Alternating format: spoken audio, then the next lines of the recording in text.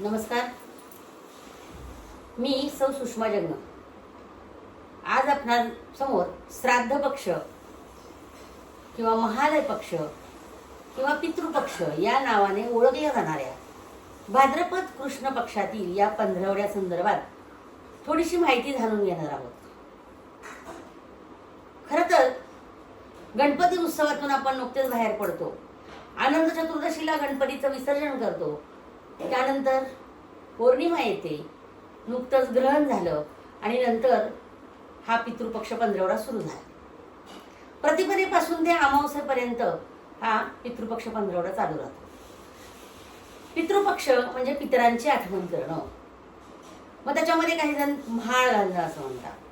मग या पंधरवड्यामध्ये आपल्यातून शरीररूपानं निघून गेलेली माणसं विचारांनी, मनांनी, कृतींनी जी जिवंत राहिलेली असतात त्यांचं स्मरण करण्याचा दिवस म्हणजे या पितृपक्षातला दिवस असतो. आपल्या भारतीय संस्कृतीनं देवऋण, ऋषीऋण, पितृऋण माणसानं या पृथ्वीतलावर येऊन फेडलं पाहिजे. त्याशिवाय तो पुन्हा या जगातून जाऊ शकत नाही असं म्हटलेलं आहे. अर्थात केलं नाही म्हणून काही होत नाहीये. होत असेल तर ते ईश्वराला माहिती. पण हे करणं ही आमची कृतज्ञता आहे. कृतघ्ने नास्ति पातकम.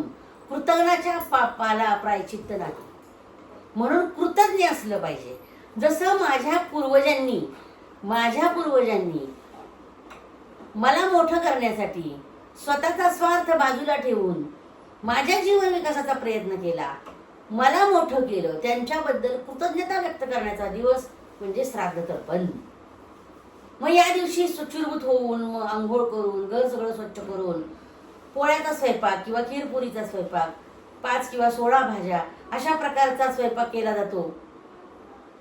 प्रतिमांचं पूजन केलं जातं, पूजाविधी केला जातो, ब्राह्मण भोजन घातलं जातं. जो तो आपल्या आपल्या पद्धतीनं ज्याला ज्याला जमेल तसं तसं ते करत असतो. हे कशासाठी करायचं तर या लोकांबद्दल आपल्या मनामध्ये जो कृतज्ञता भाव असतो ती कृतज्ञता व्यक्त करण्यासाठी हा पितृपंधरवडा येतो.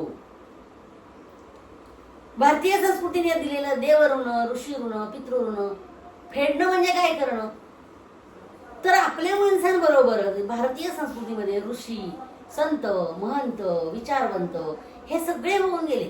ज्यांनी या देशासाठी, ज्यांनी आपल्या विकासासाठी प्रचंड कामं केली, तेही या जगातून निघून गेले. त्यांच्याबद्दलची कृतज्ञता सुद्धा आपल्याला व्यक्त करता आली पाहिजे. म्हणून मग आपल्याच व्यक्तीच्या महाळा दिवशी किंवा आपल्याच व्यक्तीच्या तर्पणा दिवशी या माणसांना सुद्धा आठवणं गरजेचं आहे की ज्यांनी खूप सुंदर कार्य या पृथ्वीतलावर केलेलं आहे.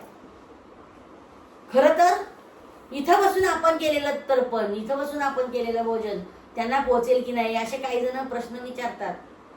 पण कसं असतंय, समाजामध्ये चारवाक भरपूर असतात. चारवाक लोकांना तोडणं नाही, कारण त्यांचं कामच असतं ते समाजामध्ये अशा प्रकारचे गैरसमज पसरवणं.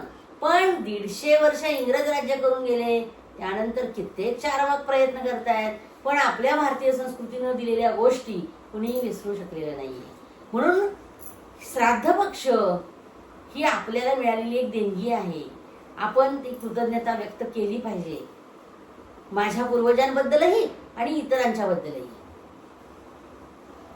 एका योनीतून दुसऱ्या योनीत जन्माला गेलेला माणूस त्याचं जीवन आनंदी व्हावं, त्यानं आनंदानं जगावं म्हणून हा आपण त्या दिवशीचा घाट घालतो, पूजा करतो.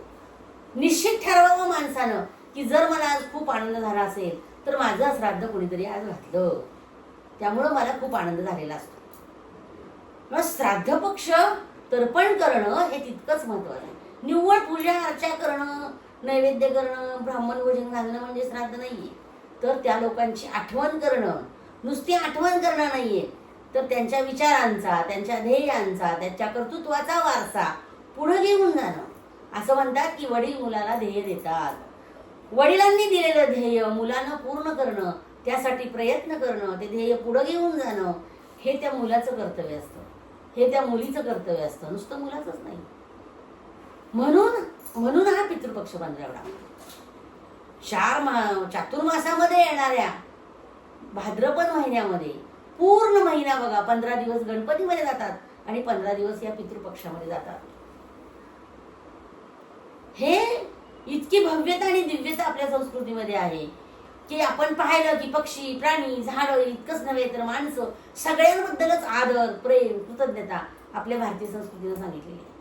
आणि त्यामुळं हा एक पितृपक्ष पंधरवडा हा खूप आनंददायी असा सण आहे म्हणायला काही हरकत नाही. कारण या दिवशी आपण आपल्या पूर्वजांचं स्मरण केलं पाहिजे, संतांचं स्मरण केलं पाहिजे. वसिष्ठ, वाल्मिकी, पराशर अशा असंख्य ऋषींनी भारतीय संस्कृती उभी करण्यासाठी स्वतःचं जीवन संपवलेलं आहे. या ऋषींचा विचार, या ऋषींनी सांगितलेली संस्कृती मला समाजापर्यंत घेऊन जाता आलं पाहिजे, मला लोकांपर्यंत पोहोचवता आली पाहिजे. हेच खऱ्या अर्थानं माझं त्यांच्यासाठीचं अर्पण असेल, हीच खऱ्या अर्थानं माझी त्यांच्यासाठीची आठवण असेल. म्हणून हा श्राद्ध पक्ष पंधरवडा साजरा करत असताना निव्वळ नैवेद्य करणं, पूजा अर्चा करणं, ब्राह्मण भोजन घालणं एवढंच न करता माझ्या पूर्वजांच्या आठवणी काढा, स्मरण करा, त्यांनी काय काय केलं आठवा, ते मी पुढे नेण्याचा प्रयत्न करतोय का ते पहा. तसंच ऋषी, संत, महंत, विचारवंत भरपूर लोक होऊन गेले या देशामध्ये. त्यांनी आमच्या देशासाठी काय केलं, आमच्यासाठी काय केलं, ज्याच्यामुळे आमच्या देशाचा विकास झाला, आमचा देश विकसित झाला, त्यांचंही स्मरण करण्याचे हे दिवस आहेत.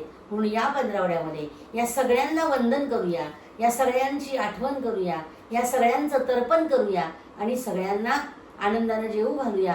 त्यांच्या नावानं महाळ श्राद्ध साजरं करूया आणि श्रद्धेनं श्राद्ध करूया, श्रद्धेनं तर्पण करूया, कृतज्ञतेनं हा उत्सव साजरा करूया. आणि हा श्राद्ध पक्ष पितृ पंधरवडा महालय तेवढ्याच ताकदीनं तुम्ही साजरा करा. तुमच्या पितरांची आठवण करा, ऋषीमुनींची आठवण करा, महान विचारवंतांची आठवण करा आणि खऱ्या अर्थानं त्यांचं श्राद्ध करा. ही सदिच्छा